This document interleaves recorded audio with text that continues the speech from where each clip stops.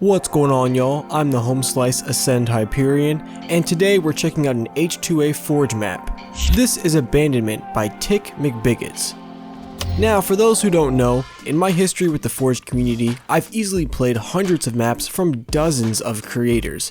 And while you would think my high exposure to Forge content would make me numb to new creations, the effect is actually quite the opposite.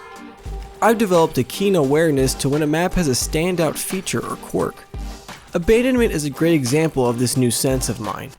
On the surface, it may appear as your standard, asymmetrical blended range map, but when you start playing, the story changes.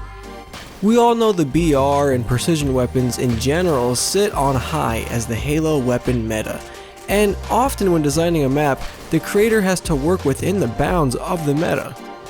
But what if I told you Abandonment flips the meta on its head and offers what I would call a local meta in its place? Well, that's exactly what's happening on this map. While the layout does allow for open lanes and some longer sight lines, the weapon set puts a heavy choke on the number of ranged weapons in play at a time, so much so that naturally the players are drawn to the interior of the map so they can best use autos that they have been spawned with. The map itself rewards inward movement, granting access to stronger close-range weapons like brute plasma rifles and a shotgun as you near the center. As you move towards that interior, the space becomes more tight, but not in a suffocating way, in a way that strengthens your chances of getting kills with short-range weapons. When we played this map, you could identify a cool pattern where players began dual-wielding whenever possible in order to boost their own capacity for kills.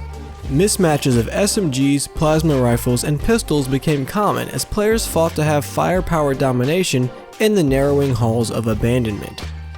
It's a very interesting change in dynamic. On maps where you spawn with autos by default, players are often trying their hardest to get their hands on ranged weapons, but the design of Abandonment entices players to do the opposite. There are BRs on this map, but if I'm being honest, what most players wanted instead when we played was the suppressed SMG. That's a tough sell, and for how well it's done on this layout, and how well the design of the map is done, I think it's more than fair to tell you to bookmark this map for yourself. Speaking of design, Tics has done a great job with the geometry and style of this map. The weighting of the scale of the interior spaces allows for comfortable full motion while retaining a sensible shape. The exterior spaces have a great contrast between each other for easy callouts, and there's even a quirky switch towards outer mid that enables teleporters. For a map that places such a heavy emphasis on close combat, it doesn't shy away from giving breadth to the open air spaces, teasing you with sightlines and grenade capabilities. And like I mentioned, there are BRs on this map, and if you don't want to go in close and fight with an SMG or the shotgun, well, these sightlines are what you can stick to. It's within reason. Just know that if you want to get up close and get a lot of kills, you're going to have to work your way inside. You don't need a hyper-trained eye to recognize when the weapon meta is being redefined, and to be honest, it's not an easy feat to pull off, even in pockets of maps, let alone entire ones. You can find this map on Tics' file share, information posted below. Hey viewer, thanks for hanging out to the end.